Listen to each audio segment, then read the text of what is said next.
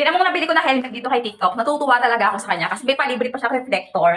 Tapos ito yung pinaka-appearance ng back niya. Tapos ito yung pinaka-front niya. Bed minimalist lang siya pero napakamura niya mga pangga. At napakatibay. Certified tong helmet na to kaya hindi basta-basta. Kung magdadalawang isip ka dahil mura lang, baka hindi certified. Eto ha, i-research mo yung mismong shop nung helmet at yung mismong mga reviews niya. Grabe. Kung basagan na ng helmet, ilalaban ko itong basagan mga bebs ko. So eto nga maglalagay ako ng reflector dito. Bet ko bandang gilid. Ayan o.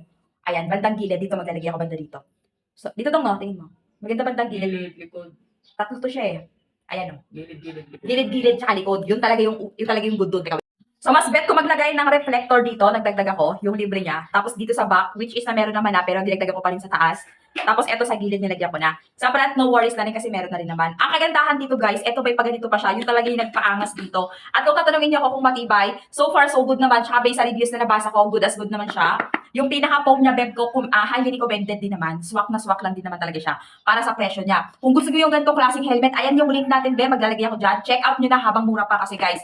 Kailangan mo to, especially pag nagmumotor ka. Kung wala ka pang masyadong pambili ng medyo mga high-end, yung talagang mamahalin, eto na lang muna, magtyaga ka na lang muna dito. Highly recommended naman. Quality naman talaga siya. Check nyo na, beb.